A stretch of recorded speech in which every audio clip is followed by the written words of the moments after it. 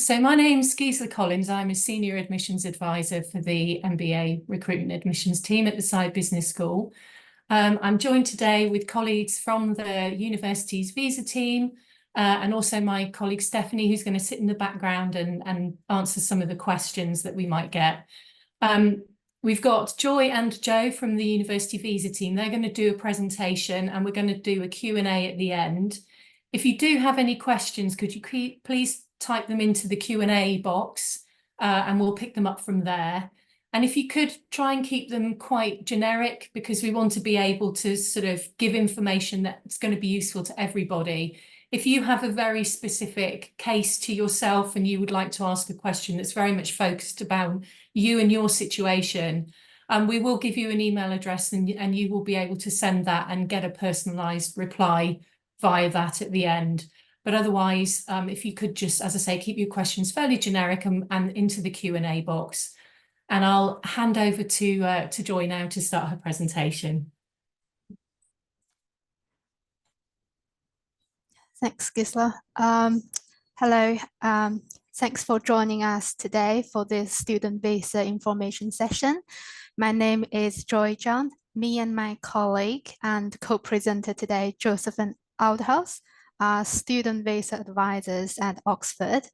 Within our team, we support and advise on student visa applications, regulations, and also provide information on visa routes to remain in the UK to work following completion of study. So the presentation today is designed specifically for new MBA students at the Business School who will be starting their course in September 2024. So in this session, we hope to give you an overview of applying for a student visa for your MBA course. So here's what we will be looking at today. Firstly, we will be looking at some requirements for student visa, as well as when, where, and how to submit the application. I will then be handing over to Josephine, who will talk to you about what happens after your permission is granted.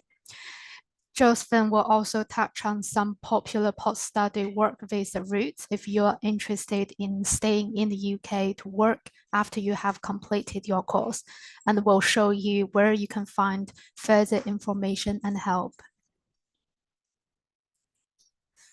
So the student visa, if you don't already have a visa that allows you to study at Oxford, then you will need to apply for a student visa before you can start this course. If you're already in the UK, for example, you're going to complete your undergraduate course in the UK, you might be able to apply for a student visa within the UK.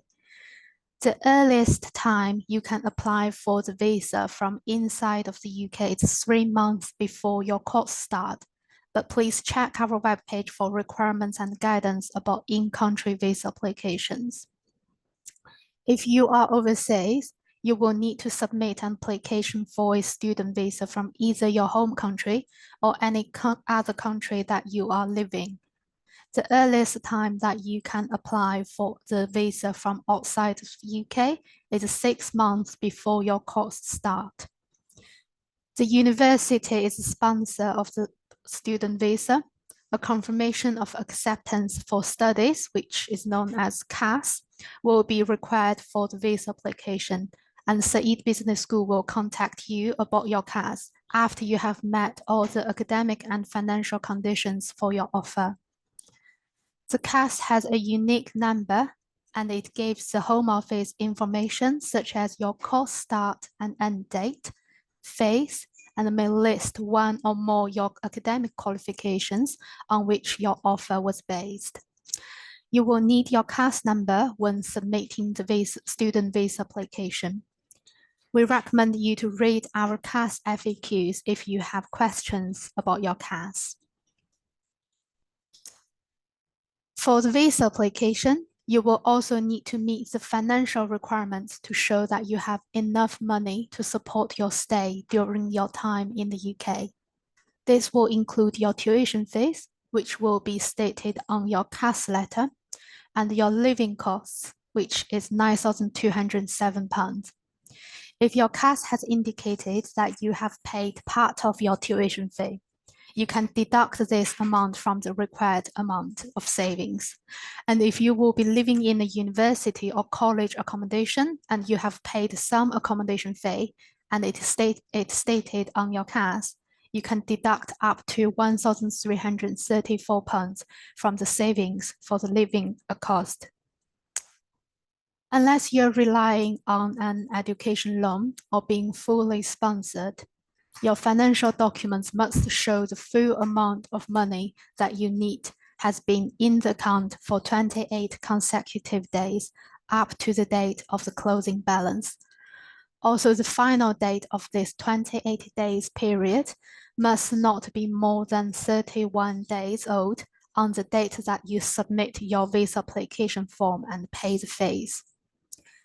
The bank account can be either in your name or your parents' name, providing your birth certificate and their consent letter for you to use money in their account.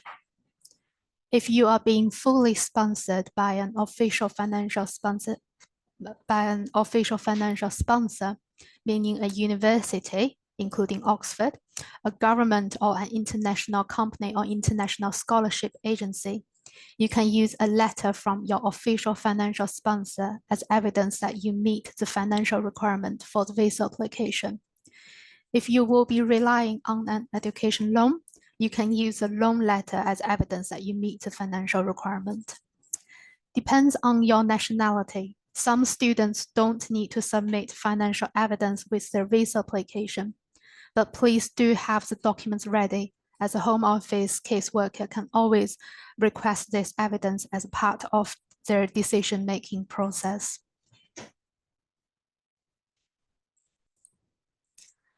So depends on your residence in the past 6 months. Some students will need to do a TB test and get a screening certificate showing that you do not have TB for the visa application.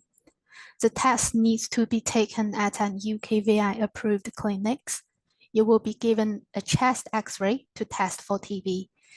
If the result of the X-ray is not clear, you might be asked for a sputum test. This test can take up to 8 weeks for result. We know from the experience that if you submit your visa application in one of the listed countries, the application documents checklist will automatically ask you to submit a TB certificate. If you're not required to do a TB test because you have not lived in this country or any other country on this list here for more than 6 months, you can explain this in the additional information text box at the end of your application form about why you do not need a TB certificate to avoid delay in your visa application. So this slide we will be looking at when, where, and how to submit the application. If you don't already have a visa that allows you to live in the UK, you will need to submit the visa application from your country of residence after you have received your CAS and meet the visa requirements. We have included the link to our website for applying for the student visa from your home country. In the website, you can find a step-by-step guide here which will take you through the process. Once you have submitted your visa application, you will need to book an appointment with your local visa application center to enroll your biometric information. This includes a face scan and fingerprints. EU, EEA, and Swiss applicants are not usually have biometrics appointments, but instead you can use the UKVI ID check app on your phone to confirm the identity. After you have enrolled your biometrics or confirmed your identity through the phone, your visa application will be processed. If you already have a visa that allows you to live in the UK, for example, a work visa, a skilled worker visa, or a student visa for different course, and this visa end date is not more than 28 days before your course start date, it might be possible for you to apply for the new student visa from within the UK. The earliest time that you can submit the visa application is within 3 months of the course start date, which should be 17th of June. We also have an application guide here that can take you through the process. If you have a valid BRP at the time of the application or are an EU, EEA or Swiss nationals, you can confirm your identity through UK VNID check app on your phone. The standard application fee for student visa application submitted is for student visa application, it's £490 in your local currency. And if you're applying with a priority service, you will need to pay an additional £500 to get your application escalated. Apart from the visa application fee, you will also need to pay for immigration health surcharge to cover the length of your student visa permission. You will need to make this payment before you pay the visa application fee, the surcharge will be £776 per year and £388 for part of a year that is less than 6 months. So we have done a calculation of the IHS cost using the UK IHS calculator for your course, and you should be required to pay £1,164 as IHS when you submit your visa application. Right, so as most of you might already aware, the government has announced a change in rule last summer, and international students will no longer have the right to bring dependents unless they are on a research-based master's or DPhil course. This means, unfortunately, you will not be able to bring your partner or children with you for the MBA course unless you are in receipt of a government scholarship or sponsorship for your course, or you're currently on a student visa for another course and your dependents already hold visa as your student visa dependents. If you are in receipt of a government scholarship for your study or currently studying a course on a student visa and have dependents with you, you can have a look at this page on our website for information about student dependent visa application. If your family members are interested in visiting you during your course, they might be able to come to the UK as a standard visitor for up to 6 months. However, they cannot work or attend state schools in the UK when visiting as a standard visitor. We understand this is a very unfortunate news, and we are lobbying against the Home Office about this policy. We will update you if there is any change. Right, so I will be handing over to Jo, and she will be talking about the permission, what happens after your permission is granted, and also tell you about the work visa route. Thank you, Joy. Okay, I hope you can all hear me okay. So Joy's taking you through the application process and the new rules for dependents. I'm going to finish off on the application process, and then I'm going to have a bit of a look at work visas. So once you've submitted your application, whatever country you're in, you should be able to receive a decision on your application within 15 working days. And that's usually 3 weeks, a bit longer if there's any public holidays included in that. So that's 3 weeks, but it's from, if you have to go for an appointment for your biometrics, it's 3 weeks from your biometrics appointment, rather than your date of application. And that's 3 weeks for the decision, and you'll need to allow an extra few days to get your passport back. If you're an EU national or EEA or Swiss, then it should be 15 working days from your application submission date, because you don't have to send in your passport and you don't have to do biometrics. So it is more streamlined. If you do have an European nationality, you can use through your application. Okay, there is also a priority service. So if you are very short on time, consider using the priority service, and that will give you a decision in 5 working days, but it's an additional £500 payable in local currency. There's also super priority service for an additional £1,000. But we do recommend that you apply in good time, so you just use the standard route. And it's usually pretty reliable that you'll get a decision in the 3 weeks. So apply early and use that route. They do give you a warning if it's likely to take longer. But if you're applying from outside the UK, you do have the option of applying as soon as you get your CAS, probably from, say, business school, because you'll already be within 6 months of your course start date. So just apply as soon as possible. That's our advice, really. You'll get your decision by email, and the email contains information about the length of your student visa permission and how to collect your biometric residence permit when you get to the UK. So if you're submitting your passport, this is everyone except European applicants, your passport, you'll get a 90-day sticker on it. Okay, so this is not your full visa. This is just your travel visa to get to the UK. And you have to travel to the UK and arrive within that 90-day window on your passport sticker. Don't come before it starts, and you won't be coming afterwards because you'll need to arrive for the start of your course anyway. And then after you've got into the UK, collect your biometric residence permit from the post office, and that's about 10 minutes walk from, say, business school.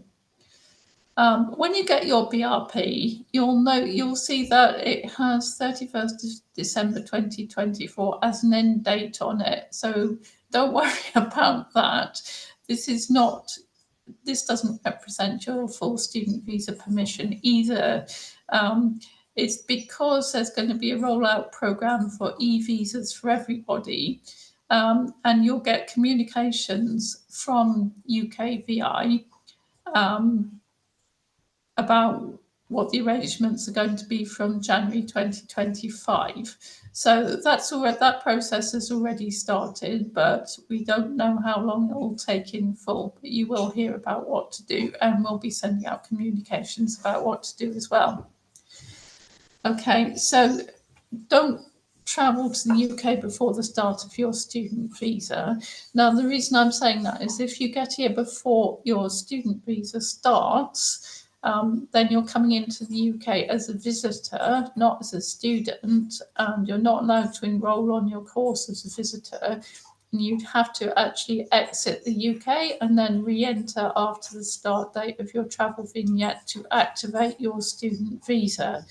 So there are a few people who want to visit in the summer before they start on their student visa, but you need to be aware that you have to go out and come back in again. Okay, so let's move on to the next slide.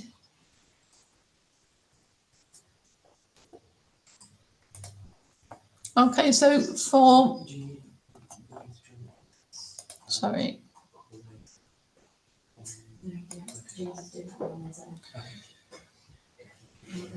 some students are eligible to make their visa application in the UK, and this might be more convenient if it applies to you. So it's usually people who've already been studying in the UK.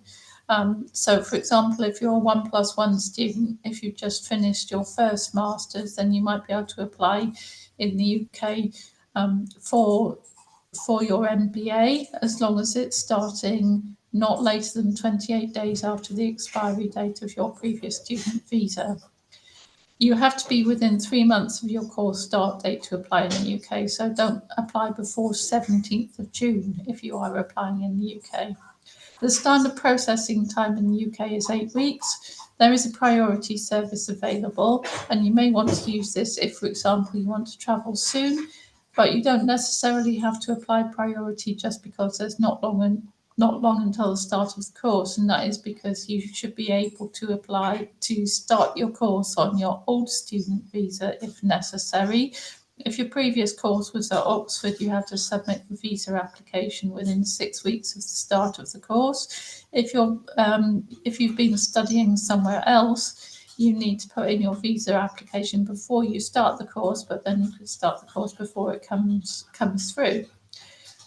It's very important, if you do make an in-UK application, don't travel while the visa application is pending, because if you leave what's called the common travel area, so that's the UK, Ireland and the Channel Islands and the Isle of Man, if you go away, then it withdraws the application.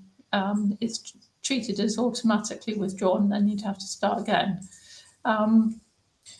Now, the other thing I'm going to tell you about on this slide is the work permission that you will have attached to your student visa when it's granted. You are allowed to work to a certain extent. So you have, during your course term time, you can work for up to 20 hours a week. You need to check with, say, business school exactly what the term dates will be for the MBA. During vacation periods, you can work without an hours restriction, and you can also work on your student visa without an hours restriction following course completion and up until your student visa expires. Now, those are the visa rules for when you're allowed to work, but the MBA is a very demanding and intensive course, so it might not be a good idea, even though you're allowed in visa terms to work for 20 hours a week during term time. You should take advice from the course organisers about whether it's academically advisable to be employed during term time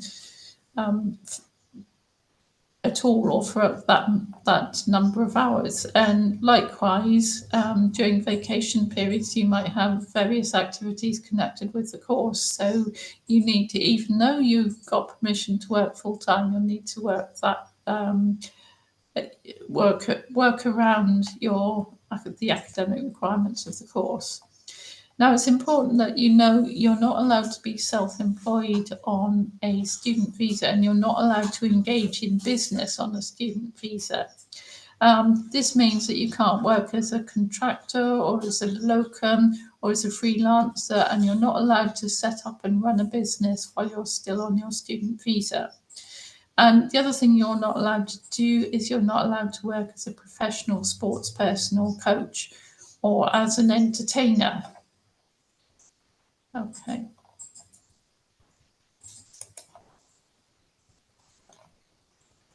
So that's all about your student visa, and I'll just touch on some post-study work visa options.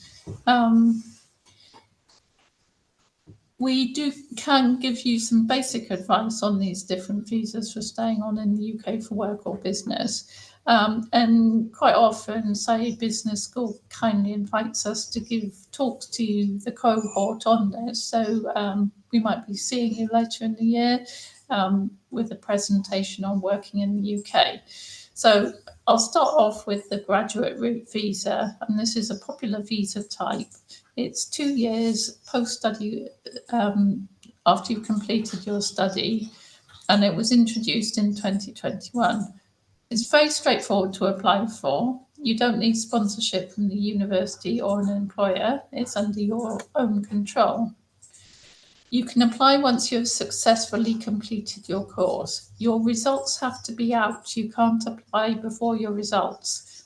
And you have to apply in the UK, and you have to apply before your student visa expires. So there's an eligibility window between you getting your results and the end date of your student visa. It's okay to delay the application until close to the end date of your student visa, as long as you got that application submitted before the student visa expires, then you'd be covered to remain in the UK while it's being processed. You can use the graduate route for any type of employment at any salary level, And you can also be self-employed, and you can engage in business activities on the graduate route visa as well. So you could set up and run a business on this visa type. You can only apply for this visa once. Even if you did another degree in the UK, you only have one opportunity to apply for graduate route. So if you're thinking of doing further study in the UK, that's something you need to bear in mind. Sadly, dependents can't join you on this visa unless they have had student dependent visas, and because of the new restriction on student dependent visas, that's unlikely to be the case. So it's generally not possible for MBA students to have dependents with them, either for the MBA or for the graduate route visa. And the other cloud on the horizon for the graduate route visa is it is actually currently under review. So back at the end of last year, the UK government announced that it was going to ask the Migration Advisory Committee, which is an independent body, if they would review the graduate route to make sure it's doing what it was designed to do. Now, they were going to be spending all this year reviewing it, but then the government said that they would like the report on the review on the 14th of May. And so we will know a bit sooner what's going to happen to the graduate route. We might know more after the report on the 14th of May. I can't really predict at all what the outcome is going to be, but there does seem to be some cautious optimism that the route won't disappear altogether. There might be some changes to the conditions for the route, but we hope that it's still going to be in place for you to use if you want to at the end of your course. But keep in touch with UK media, keep your eyes for reports about what's going to happen to graduate route. Okay. So I'll have a look at the skilled worker visa now. So where the graduate route visa is specifically for those who have studied in the UK, the skilled worker visa is the main visa for employment in the UK generally, so it's not just for students. The skilled worker visa requires sponsorship from the employer who has recruited you for a specific position. The job needs to meet salary requirements, and these are quite complicated, but normally there is a minimum of 38,700, so that's gone up quite a lot this year. But because you might count as new entrants if you apply, the minimum could be lowered to 30,960. New entrants includes people who have recently been students. But as well as that baseline minimum salary, there is a going rate requirement, which relates to the type of job you've been recruited for. And to be eligible for the skilled worker visa, the salary needs to meet the higher of the two, either the minimum or the going rate for the specific job. And that's all set out in UKVI guidance about what it is. We do deal with this in a little bit more detail on our post-study work presentations. So for skilled worker visa, you can apply either in the UK or from another country. If you're applying in the UK, you can't start in a skilled worker job until after course completion. So you can't apply to switch before the end of your MBA. So although the requirements for a skilled worker visa are more demanding than those for the graduate route, on the plus side, for skilled worker, it could be a longer visa than for graduate route. It could be up to 5 years, and it is a route that can lead to settlement, permanent residence in the UK, if that's of interest to you. And the other plus side is that family members can apply to join you on the skilled worker route. Right, on this slide, you've got a link to the UKVI information on-skilled worker. And I also recommend UKISA's website, which covers this topic well. And we're giving you a link for UKISA at the end of the presentation.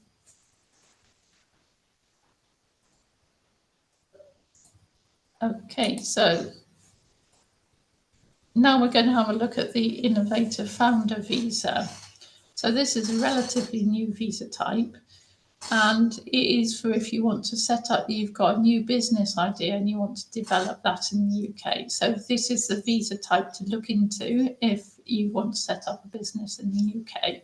So the requirements is that the business idea needs to be new, innovative, viable and scalable. These are the government's wording on this.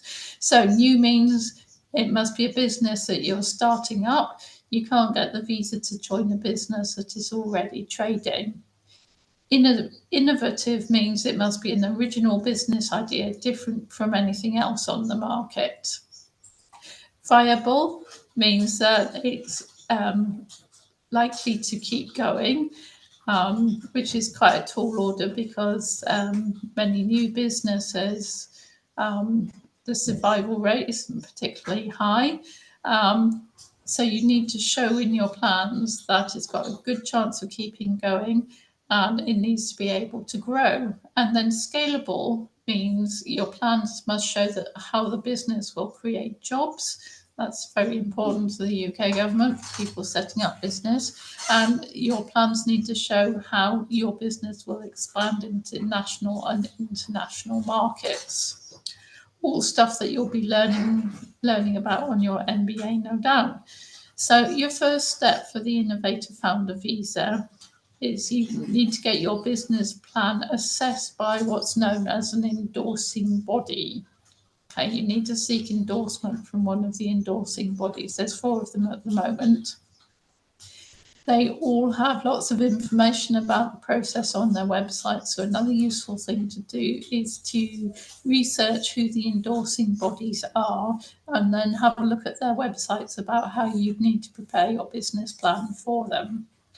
Now, this is initially a 3-year visa and it can be extended, and there is a permanent settlement route in the UK included within the visa route, and family members can apply as your dependents. Again, if you're applying in the UK, you must have completed your course before the visa application stage, although you can research the endorsement stage before you've completed your course. Okay, so that's a very quick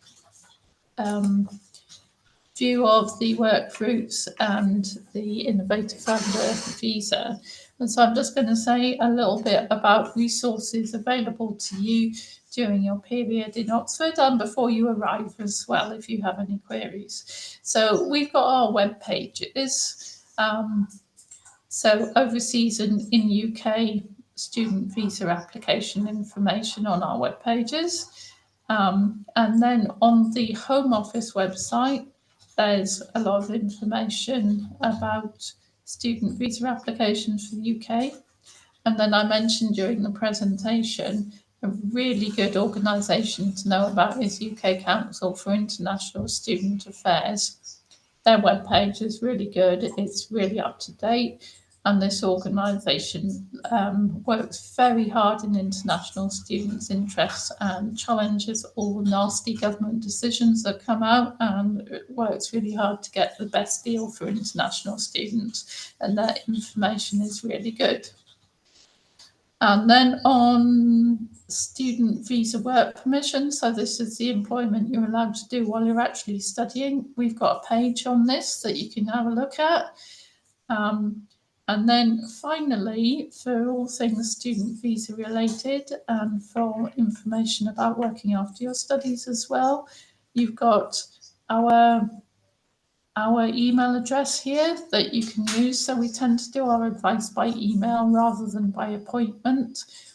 And we do ask, if possible, that you read our information on our website first before contacting us, particularly in the busy summer period when there's so many student applications being made, because it might take a little while for us to get back to you. When you email us, please include your student number and your full name so that we can give you tailored advice as efficiently as possible. We can help you with your student visa applications, but we can't go into detail on assessing your financial evidence if you're needing to submit financial evidence with your visa application. Okay, so that's us. That's it for the presentation. We're now going to have a look with Gisela at the queries that you've put into the Q&A and try and cover them as many of those as possible in the remaining time we've got. Fantastic. Thank you so much to the pair of you. We had quite a few people asking whether the links in the presentation or the slide deck are going to be available. We are going to be sending it out after this session. So yes, we will email those to you. You will be able to look at that at your leisure and click on the links and be able to look at all the various information and pages that are shared. Okay, we have got quite a few questions. I'm going to start with a couple that have been sent to me by people who weren't able to attend today. So I've got sort of two very similar questions around whether it's possible to switch from, say, a UK tourist visa to a student visa from within the UK, or whether it's possible to apply for a visa from the country that is not the student's home country of residence or citizenship. Because we've got one person, for example, who is living and working in the US at the moment, but isn't currently a US national. So could you sort of just expand a little bit about, you know, where people have to apply for their visa and if it's possible to apply in a different country? Yeah, so for the first question, if you're already in the UK as a standard visitor, you cannot apply for student visa. In the UK, you would need to go home, either to your home country or go to a country that you are living to apply for the student visa there. In fact, for the standard visitor visa, if you are in the UK on standard visitor visa, you won't really be able to switch to any other routes that allow you to live in the UK because you need to be using this route to visit the UK. And then for the second question about where you can submit your visa application and whether you can submit visa application in the UK, we explained this in our slide, and there is a guide on whether you are eligible to apply for your visa in the UK. So please do check our slide. But if you are working, for example, if you do not hold US passport, but you do live and work in US, and you are able to show that your legal status in the US is not a visitor, then you can apply for your student visa from US. Perfect, thank you. And then I do have somebody asking, and this is going to be relevant for a few of our students. They're entirely funded through a student loan. What sort of additional financial documentation do they need to use on their visa application to demonstrate that they're using a loan to fund their studies? For student loans, normally the students will receive a loan letter, so that can be used as evidence of that they meet the financial requirement. And then depends on their nationality, some students will need to submit the loan letter together with the initial application, while some students don't need to submit. For example, the US student, if they're receiving a US loan, student loan, then they don't need to really submit the loan letter with the application. In the application form, students will be asked how they fund their studies and their living cost, and then they can declare in the application form that they are relying on a student loan or on an education loan. But for some nationalities, for example, US, if they are using US student loan, they don't really need to submit the loan letter together with the application, but just need to have it ready in case they are asked for spot check later on. Fantastic, thank you. And then another question is just, can you give an idea of the general timeline of applying for a visa from India?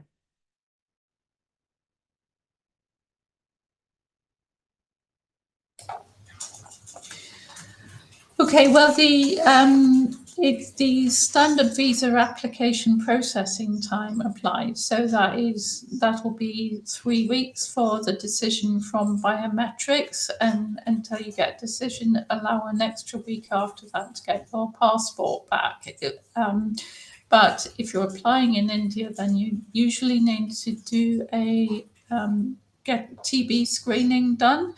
So get that done as far in advance as you can. The TB clearance certificate is good for 6 months for a visa application. Joy did do a slide on the TB test, but do that earlier, as early as you can. You don't need to have your CAS or anything to do that. That's my understanding. That's right, isn't it? So, get it done now. That is because it can be a 2-stage test. And if you don't get through the first stage of it, you have to have a more involved test, which takes longer.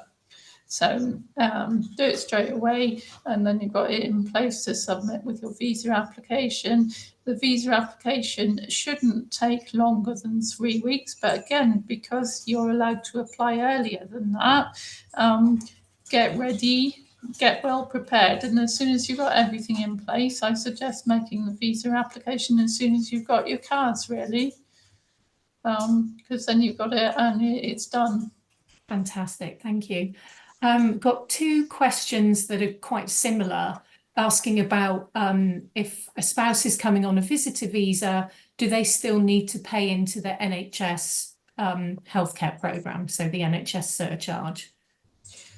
Okay, in fact, they wouldn't be able to pay the immigration health surcharge. So you don't, if you come on a visitor visa, you're not charged for that. So if you've got your spouse coming as a visitor, your spouse needs to make sure they have private health insurance or travel insurance that covers everything in place, because using the NHS would work out very expensive. So you can get emergency room treatment for free, but as soon as you're admitted for treatment beyond emergency room, you'd face a very big charge for it. So make sure you've got your insurance in place if you're using the visitor route. Fantastic, thank you. And then could I ask if you could clarify in terms of the funding that you need to show? Got a couple of people asking, could the co-account be between my father and my uncle, or could I use my spouse's account as savings for proof for the financial aspect of the visa application? Joy, do you want to do that, or shall I take it?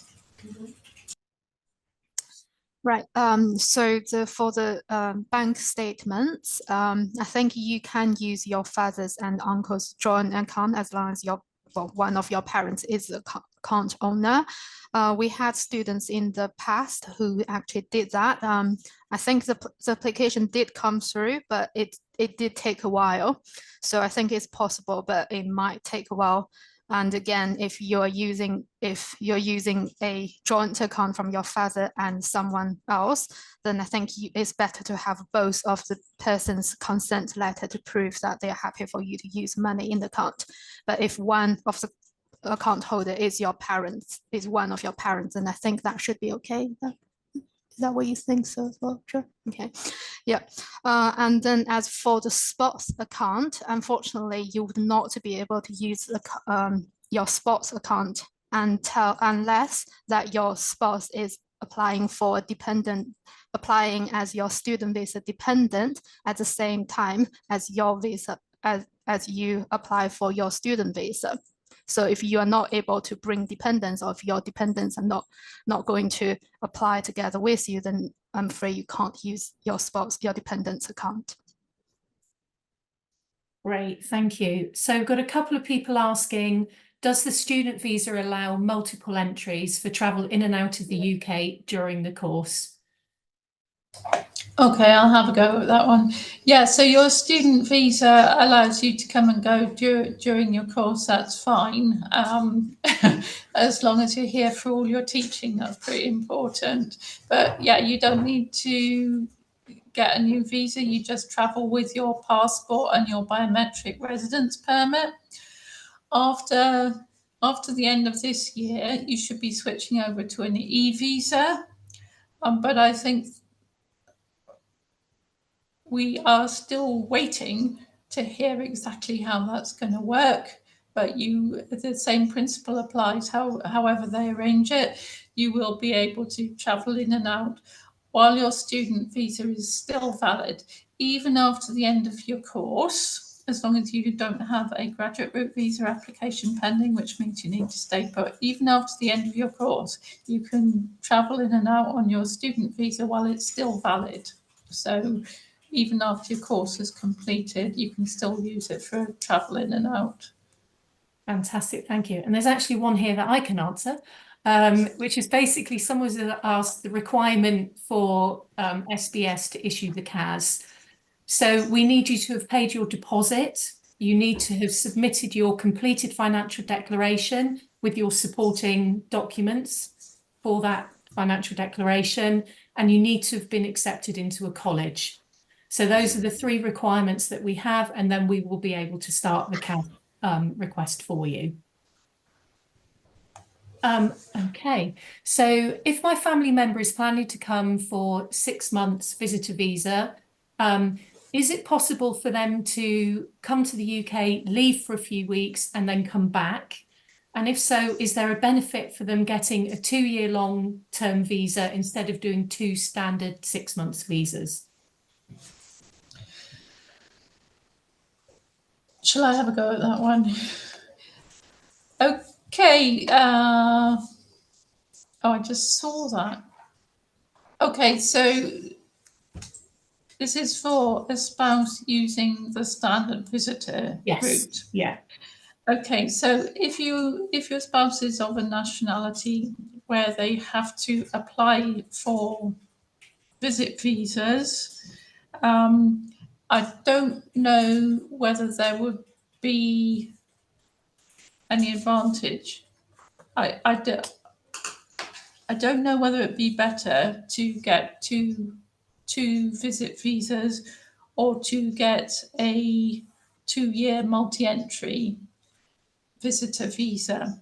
What I need to say about the standard visitor route is it's in the rules for that route that you shouldn't be intending to use it to reside in the UK. So basically, if your spouse is going to be using the standard visitor route, they need to make a pretty convincing application showing that they are only going to be coming as a visitor, not using the route visitor visa back to back to stay for the whole duration of your study. So I'm really sorry about that, but they could visit up to a total of 6 months. But if they did that, they shouldn't go out and come straight back in as a visitor, whatever type of visitor visa they've got. They might run into difficulties being able to get back in if they did that.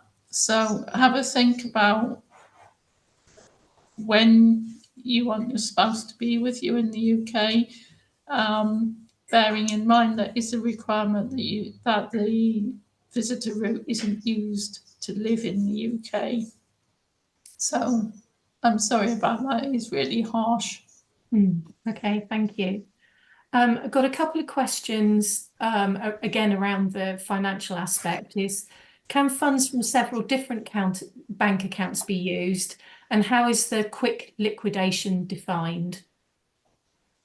Oof. Do you want to have a go at that, Joy? Or, yeah. Okay, I'm going to slide that over to Yeah, right. So you can use funds from multiple bank account as long as the fund, as long as you or your parents are the account holder. And if you do submit bank statement from multiple bank account, I would suggest you to make a checklist yourself, write up a checklist, and then detailing which account, including the account number, and also how much money have been in there for 28 days in the account, and the date of that 28 days period. And so just so that you gave the casework, and include this letter in your application, just so that you gave the UKVI casework a clear view of what of all your accounts, all the accounts that you submitted, and how much money are in each account.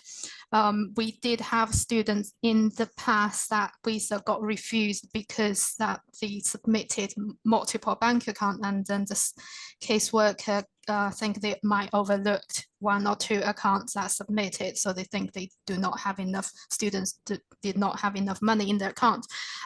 Although we did end up successfully ask them to overturn the decision at the end, it did take them a lot of time. So it's really, I would recommend you to make a checklist and then include that clearly, identifying all the account that you use, and then include this checklist in the letter. Right. Okay. Yep. Thank you. Someone is asking, can you start with a graduate route visa and then switch onto the skilled worker visa?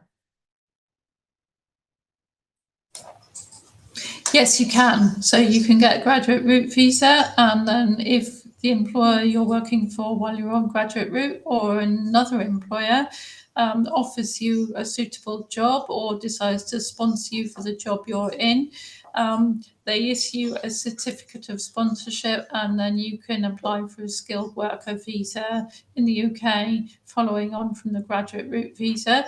You can either use the graduate route visa until its end, or you can switch into skilled worker visa at any stage before that. And you might want to go on to skilled worker visa sooner rather than later, because it does have that settlement route within it, which graduate route doesn't count towards. But yeah, that's the ideal scenario.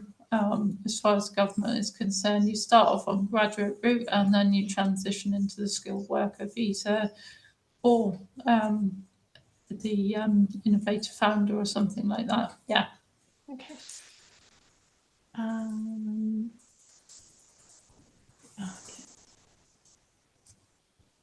So for residents of countries that don't need financial evidence, do we also need to have the evidence of funds ready just in case we are asked for it?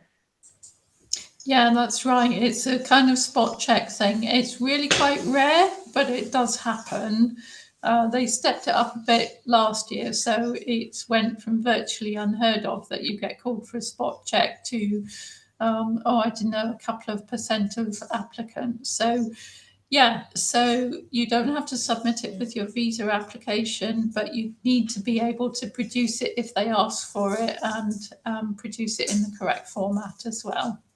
So it's one of those things you need to have it ready as an insurance measure, really, and hope that it doesn't actually happen.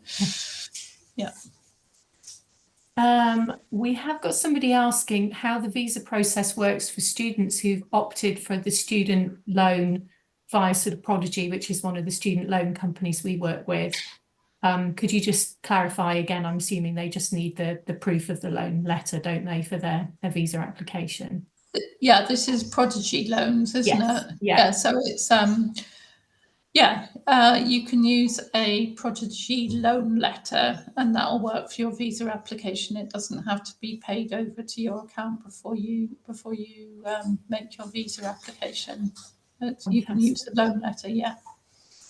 And then if you have a scholarship that covers tuition and living expenses, do you need to show that proof of financing? And if so, how would you show that? Or with the scholarship letter, yeah. So if it if it covers all your fees that's shown on your CAS and the minimum figure that Joy mentioned for your living expenses, as long as the scholarship is for more than that, that's all you're going to need for your financial evidence. You won't need anything else.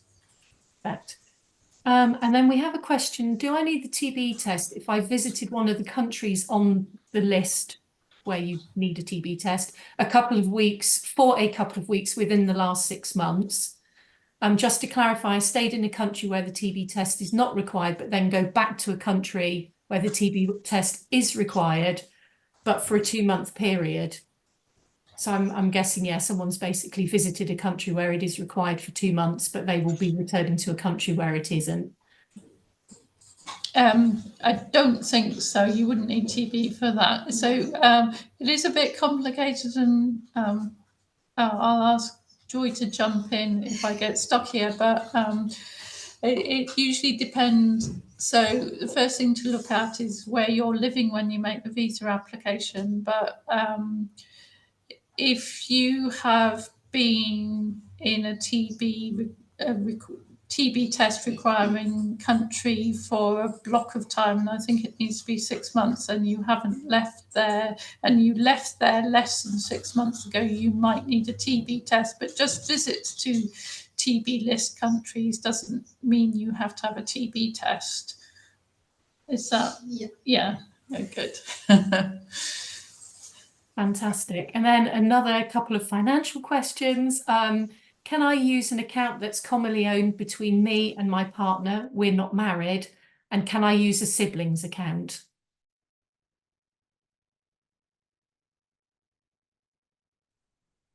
Right, that's very similar with the one we answered before. So if you are holding a joint account with someone else, as long as you are one of the account holders, then you can use it.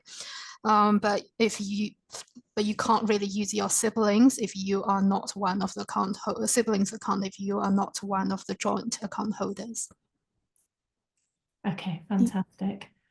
Right, okay. I'm just gonna, we've got so many questions and we've only got 2 minutes left, so I'm trying to quickly skim through and see if I can see anything. Okay, so I understand that when we apply for the student visa, we need to hand our passports in with our visa application. In this case, should we be mindful about the timing of the submission application? When is it recommended? As in, when is the very busy time for submitting visa applications? You know, I guess someone's maybe hoping to make a holiday or a business trip in between, and how long it might take. So what would your recommendations be for when to apply? Generally, I think we just say apply as early as possible, but it is true that if you've got travel plan before study starts, you need to work around that with your application. It's also a little bit complicated because different countries have different rules about submitting the passport. So some places they take it off you at the biometric appointment. Some places you can opt to keep your passport and only submit it when they've made a decision and they want to stick the stamp in it. And if you apply in the US, you go through your appointment and then you're responsible for sending in the passport yourself, but you're supposed to send it straight after your appointment. So there's different arrangements for different countries. What I would say is that in other countries, is not a rule that you have to stay put until the application has been decided. But so you can travel and come back to the country and receive your decision. But as the question implies, the difficulty is working around them holding your passport when you want to travel. So my recommendation is, as soon as you fulfill your conditions, get your CAS from Said Business School, make your visa application, get it done and out of the way, and then you can travel in the summer before you come across to the UK to start at Said Business School. Fantastic, thank you. And I'm quickly going to answer one because I've got a couple of people asking to clarify about the language requirement for the CAS. You don't need to provide any documentation for the language requirement. We do that as part of your CAS because you've already submitted it as part of your application to the MBA programme. So that's part of the CAS that we deal with. So you're not required to have any proof of language on your visa application. That's right, yeah. Okay, thank you ever so much. I'm really sorry that we weren't able to get through all of your questions. As I say, we will be sending the slide deck out, so you will be able to use the links that are there. It does have the email addresses on, so if there's something you would like to clarify, please do email either the visa team or the Oxford MBA inbox, and we'll do our best to answer those questions. Otherwise, I'd like to thank you all for joining us and enjoy the rest of your day.